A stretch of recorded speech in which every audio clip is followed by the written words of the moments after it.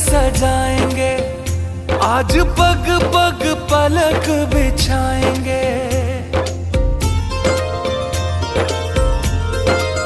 ओ आज गली गली अवध सजाएंगे, आज पग पग पलक। आज आपण आलेलो आहोत जुना नांदेड भागातील एका प्रसिद्ध मंदिरात। या राम मंदिराला 400 वर्षाचा इतिहास असून बहुतांश नांदेडकरांना याबद्दल माहितीच नाही। तर त्यासाठी नांदेड सिटी न्यूज आपल्या टीम सोबत इथे भेट द्यायला आलेला आहे। तर आपण मंदिराची थोडीशी पार्श्वभूमी एक जाणून घेऊया। नांदेडमधलं हे सगळ्यात पुरातन असं मंदिर आहे। त्याची नोंद काही नाही केव्हा बांधलं येते, पण जवळपास 400 वर्ष तर नक्कीच झालेली त्याला। मुकुंदराव सरदेशपांडे म्हणून होते, 1744चा वगैरे त्यांचा काळ आहे। तर त्यांच्या स्वप्नात राम स्वतः आले आणि मला तुझ्या घरी यायचं असं त्यांनी सांगितलं। मी गोदावरीत आहे। तर ही जी डाव्या बाजूची मूर्ती आहे आपल्या इथे, ही तर ती मूर्ती गोदावरीत सापडली त्यांना, पण ती थोडी भंगलेली होती। म्हणून पुन्हा त्यांना स्वप्नदृष्टांत असा झाला की अशीच मूर्तीची प्राणप्रतिष्ठा करा आणि मला तुझ्या घरी निवासासाठी येऊ दे। म्हणून ही मधली मूर्ती जी आहे आणि ही दास मारुतीची मूर्ती ही स्थापन केली। तेव्हापासून हा रामनवमी उत्सव आमच्याकडे चालू आहे। त्याच्या आधीपासून रामाची सेवा आमच्या घरामध्ये आहे। सिद्धनाथपुरीमध्ये एक यांचे काका विठ्ठलराव सरदेशपांडे त्यांनी 13 कोटी रामनामाचा जप केला। त्यांना रामाचं स्वतः सगुण दर्शन झालं आणि त्याचा परिणाम म्हणून कदाचित राम आमच्याकडे आले असावे। रामनवमीचा उत्सव अनेक वर्ष चालू आहे। आम्ही सगळे बंधू मिळून तो करतो, आजही चांगल्या प्रकारे करतो। आणि बाकी भागवत सप्ताह असतो, आषाढ कृष्ण शुद्ध अष्टमी ते गुरुपौर्णिमेपर्यंत। हे 2 महत्त्वाचे आणि हे 2 समाध्या आहेत इथे। एक नित्यानंद तीर्थ म्हणून आणि पलीकडे आहे ती सहजानंद तीर्थ। हे आमचे पूर्वज आहेत सगळे, पण हे चतुर्थाश्रमात होते।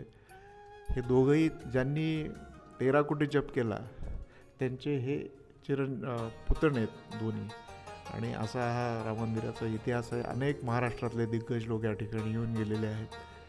आता त्याची यादी करायची म्हटलं तर 1 तास मला बोलावं लागेल, असा मोठा कार्यक्रम आहे।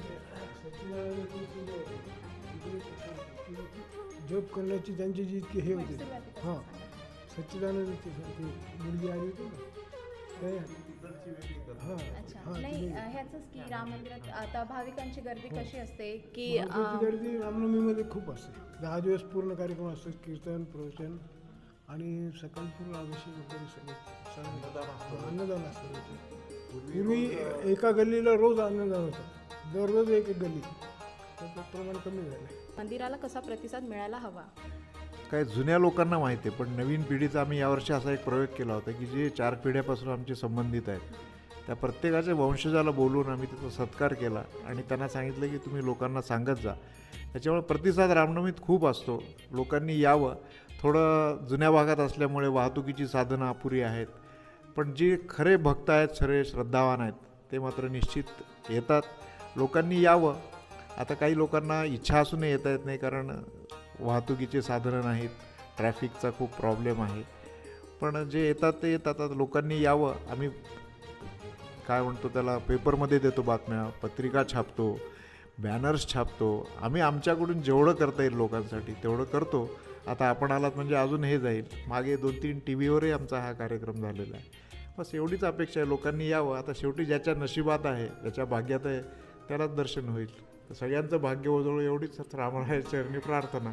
आम्हाला खात्री आहे की आमचा व्हिडिओ जास्तीत जास्त लोकांपर्यंत पोहोचेल आणि नंतर जेव्हा लोकांना कळेल की मंदिराबद्दल नक्कीच चांगला प्रतिसाद राहील नांदेडकरांकडून, ही आम्हाला नक्कीच खात्री आहे। पण थोडंसं हे दुर्लक्षित आहे आणि लांब आहे, पण तुम्ही हे चांगलं काम करताय की हे प्रकाशात आपण कोण आणणार, तो स्वतःच प्रकाशात आहे। आणि इथं नित्य सेवा चालू आहे। आमचे हे केशवगुरू मुळी म्हणून आहेत, गेले 14 वर्षापासून ते आहेत। आणि असा हा एक छान उत्सव आहे, आमचा घरगुती आहे आणि सर्वांचा गल्लीचा सुद्धा श्रद्धास्थान आहे। नांदेडचे खूप जुने लोक इथं येतात, श्रद्धेने येतात। हेच आमचं भांडवल आहे, दुसरं काय तर। आणि त्याच्यामुळेच आम्ही हा खरं म्हणजे आमच्या हवेलीचा भाग आहे, सरदेशपांडेंची हवेली म्हणायची। तर आम्ही घरातनं एक रस्ता आहे, बाहेरनं एक रस्ता आहे, जुन्या लोकांना माहिती आहे आणि आम्हाला जशी जमेल तशी आमच्या यथाशक्ती आम्ही याची सेवा करतो आहोत। आणि त्याचं फळ काय मिळतं तर आम्हाला आमची सद्वृत्ती जागी होते.